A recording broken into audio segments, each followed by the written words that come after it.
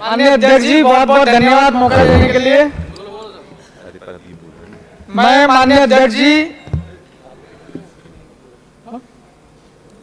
ना तो सत्ता पक्ष से हूं ना विपक्ष से हूं, मैं बीच के रास्ते से आया हूं और लोगों की भलाई करना चाहता हूं।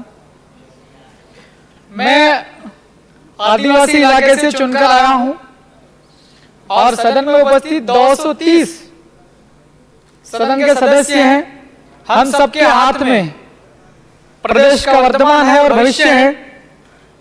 मैं पश्चिम मध्य प्रदेश से चुनकर आया हूं, रतलाम जिले के सैलान से। मेरे इलाके के अंदर में और पास में पड़ता झाबुआ जिला, अलीराजपुर जिला और धार भी पड़ जाता है। वहां से भी अपनी अपनी कॉन्स्टिट्यूएंसी से माननीय सदस्यगण यहाँ मौजूद हैं।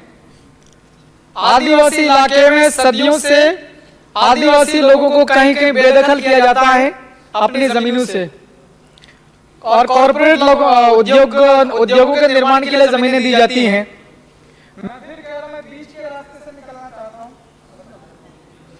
माइक देखो भी उनका क्या गड़बड़ है।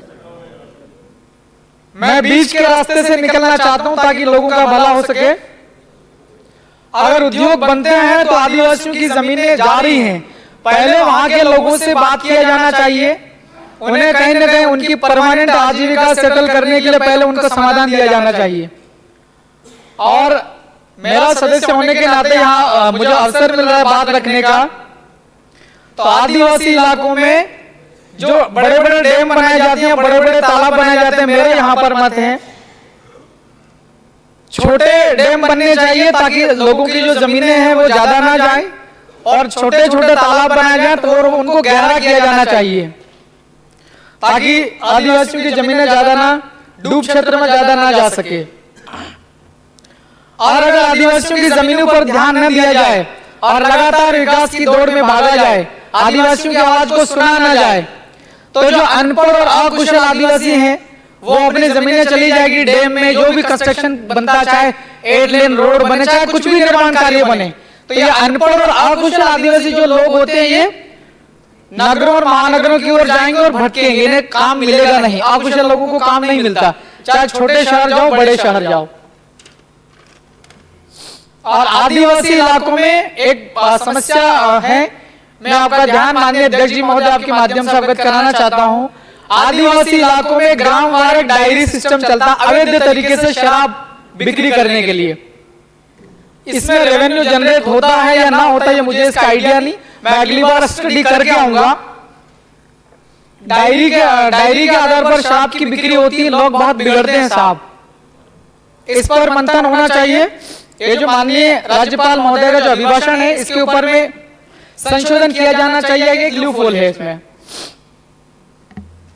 और मेरा तो यहाँ पर कहना चाहता हूं मैं कि आदिवासी इलाकों में शराब पूरी तरीके से बंद हो जाना चाहिए। क्या शराब हम लोग बेच करके रेवेन्यू जनरेट कर पाएंगे क्या? दूसरे बहुत सारे तरीके हैं ये जनरेट करने के। व्यापारी लोग व्यापार करेंगे और रेवेन्यू जनरेट होएगा। आदिवासी इलाकों में शराब पिलवा पिलवा के लोगों की जिंदगियां बर्बाद हो रही हैं रेवेन्यू जनरेट करने की इस बहाने। और ग्रामीण क्षेत्र की जो स्कूल है वहां की हालत बहुत ज्यादा खराब है। मेरी कॉन्स्टिट्यूएंसी सैलाना पड़ती है, वहां भी हालत खराब है। और पूरी पश्चिम मध्य प्रदेश, रतलाम, झाबुआ, अलीराजपुर, धार, बड़वानी, खरगोन, खंडवा, इधर भी हालत खराब है। स्कूल्स के अंदर कक्षाएं ठीक से संचालित नहीं हो रही हैं। टीचर्स है तो बहुत कम है संख्या में, और जो है तो उन्हें भी दूसरे काम दिए जाते हैं शासन की दूसरी कल्याणकारी योजनाओं को लागू करने के लिए। कक्षाएं ठीक से संचालित नहीं होती, पढ़ाई में क्वालिटी एजुकेशन दिया जाना चाहिए। मैं ये ध्यान केंद्रित करना चाह रहा हूं।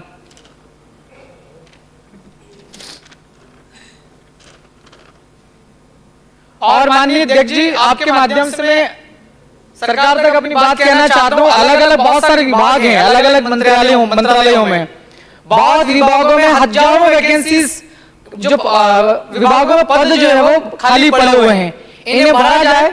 अगर भरेंगे तो जो काम अच्छे से होएगा और जो सरकार की जो जन कल्याणकारी पॉलिसी नीतियां हैं, जो योजनाएं हैं, वो योजनाएं ठीक से लागू हो पाएगी। योजना का लाभ हर एक व्यक्ति को तक मिल सकता है। जब हमारे पास में कर्मचारी ही नहीं होंगे तो योजनाओं का क्रियान्वयन कौन करेगा? आदिवासी इलाकों में सरकार की कल्याणकारी योजनाओं के क्रियान्वयन में भ्रष्टाचार बहुत ज्यादा है, बहुत चरम सीमा पर है। पंचायतों में दोनों ही सरकार, जब डबल इंजन की सरकार हम लोग कहते हैं यहाँ पर हम सब, तो पंचायतों में विकास कार्य करने का सबसे जो ज्यादा जिम्मेदारी होती है सरपंच, सचिव और रोजगार सहायक, इसके अलावा एक इंजीनियर भी होते हैं। इन पर नियंत्रण रखना बहुत ज्यादा। समाप्त करें। 1 मिनट 2 मिनट का और दीजिए अध्यक्ष जी। और आदिवासी इलाकों के अंदर में सार्वजनिक कुओं और तालाबों का ये तो काम करना ही है। चलिए 1 मिनट के अंदर अपना ध्यान केंद्रित करना चाहता हूं साहब। आज से लगभग 22 साल पहले श्रद्धेय अटल बिहारी वाजपेयी साहब भारत के प्रधानमंत्री थे। इस देश में 2 इलाके ऐसे थे जहां पर आदिवासी लोग बहुत ज्यादा परेशान थे, उनकी समस्याओं का समाधान नहीं हो रहा था। सन 2000 में ही मेरे ख्याल से झारखंड और छत्तीसगढ़ 2 अलग राज्य बने थे। तो मैं यहाँ ध्यान आकर्षित करना चाहता हूँ, अभी भाषण में इस बात का जिक्र ना हुआ हो, लेकिन मैं कानून का पालन करते हुए हमारे इलाके जो आंदोलनकारी लोग, उन्हें भी हम लोग शिक्षा देंगे। हमें कानून का पालन करना हो, भारत के संविधान को मानना है। बिल प्रदेश राज्य की मांग पिछले कई सालों से हो रही है। मध्य प्रदेश, अपना राजस्थान, गुजरात और महाराष्ट्र, 4 राज्यों का जो भील आदिवासी बहुल वाला इलाका है, हालात बहुत ज्यादा खराब है आर्थिक तौर पर। तो एक अलग राज्य की मांग पूरे 4 राज्यों के लोग कर रहे हैं, मैं अकेला नहीं कर रहा हूं। तो इसको ऊपर थोड़ा चर्चा और मंथन होना चाहिए। 230 माननीय सदस्यों से मेरा अनुरोध है, अपने दिमाग में इसके ऊपर चर्चा होना चाहिए। अलग राज्य बनने से कोई नुकसान नहीं है भारत के राष्ट्र को। 2000 में झारखंड बना तो भारत को, राष्ट्र को कोई नुकसान नहीं हुआ। छत्तीसगढ़ बना, अभी हालात बहुत अच्छे हैं, वहां पर विकास हुआ है। अगर अलग से भील प्रदेश राज्य बनता है तो भारत की राष्ट्रीयता को, एकता को कोई नुकसान नहीं है। एक अलग राज्य बनना चाहिए। बात रखने के लिए मौका दिया और सुना, बहुत बहुत शुक्रिया। श्रीमान महेश परमार जी। धन्यवाद माननीय अध्यक्ष महोदय, आपका हृदय से आभार, क्योंकि आपने मुझे बोलने का अवसर दिया और मैं अपने आप को